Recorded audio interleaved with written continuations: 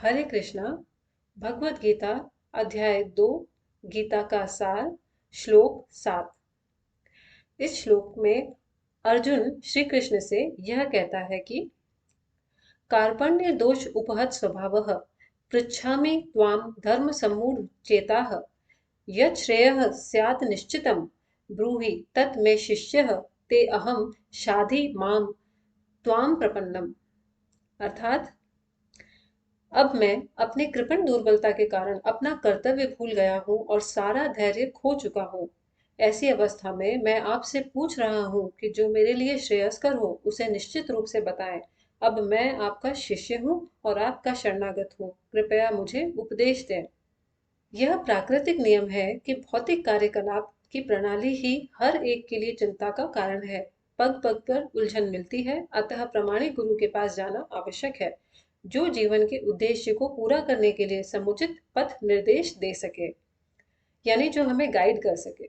समग्र वैदिक ग्रंथ हमें यह उपदेश देते हैं कि जीवन की अनचाही उलझनों से मुक्त होने के लिए प्रामाणिक गुरु, प्रामाणिक यानी ऑथेंटिक गुरु के पास जाना चाहिए। ये उलझने उस दावाग्नि के समान है जो किसी के द्वारा लगाए बिना भभक उठती है, यानी जल उठती है। ऐसी इसी प्रकार विश्व की स्थिति ऐसी है कि बिना चाहे जीवन की उलझनें स्वतः उत्पन्न हो जाती हैं। कोई नहीं चाहता कि आग लगे, किंतु फिर भी वह लगती है और हम अत्यधिक व्याकुल हो उठते हैं। अतः वैदिक वाग्मय उपदेश देता है कि जीवन की उलझनों को समझने तथा उनका समाधान करने के लिए हमें परंपरागत गुरु के पास जाना चाहिए। जिस व्यक्ति का प्रामाणिक गुरु होता है वह सब कुछ जानता है।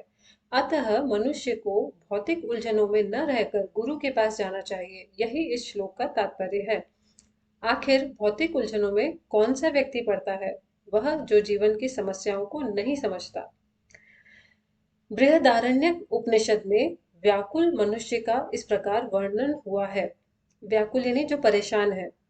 कृपण वह है जो मानव जीवन की समस्याओं को हल नहीं करता और आत्म साक्षात्कार के विज्ञान को समझे बिना कुकर सूकर की भांति इस संसार को त्याग कर चला जाता है। जीव के लिए यह मनुष्य जीवन अत्यंत मूल्यवान निधि है। निधि यानी धन, जिसका उपयोग वह अपने जीवन की समस्याओं को हल करने में कर सकता है। अतः जो इस अवसर का लाभ नहीं उठाता वह कृपण है। ब्राह्मण इसके विपरीत होता है, जो इस शरीर का उपयोग जीवन की समस्त समस्याओं को हल करने में करता है। देहात्म बुद्धिवश कृपण या कंजूस लोग अपना सारा समय परिवार, समाज, देश आदि के अत्यधिक प्रेम में गवा देते हैं। कृपण यह सोचता है कि वह अपने परिवार को मृत्यु से बचा सकता है, अथवा वह यह सोचता है कि उसका परिवार या समाज उसे मृत्यु से बचा सकता है। ऐसी पारिवारिक आसक्ति निम्न पशुओं में भी पाई जाती है, क्योंकि वे भी बच्चों की देखभाल करते हैं। बुद्धिमान होने के कारण अर्जुन समझ गया था कि पारिवारिक सदस्यों के प्रति उसका अनुराग यानी प्रेम तथा मृत्यु से उनकी रक्षा करने की उसकी इच्छा ही उसकी उलझनों का कारण है। यद्यपि वह समझ रहा था कि युद्ध करने का कर्तव्य उसकी प्रतीक्षा कर रहा था, किंतु कृपण दुर्बलता के कारण वह अपना कर्तव्य नहीं निभा रहा था। अतः वह परम गुरु भगवान कृष्ण से कोई निश्चित हल निकालने का अनुरोध कर रहा है। वह कृष्ण का शिष्यत्व ग्रहण करता है। वह मित्रतापूर्ण बातें बंद करना चाहता है, क्योंकि गुरु तथा शिष्य की बातें गंभीर होती हैं और अब अर्जुन अपने मान्य गुरु के समक्ष गंभीरता पूर्वक सिंसियरिटी से बातें करना चाहता है।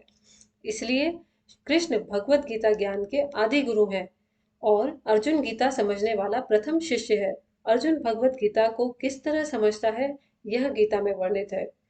हरे कृष्णा।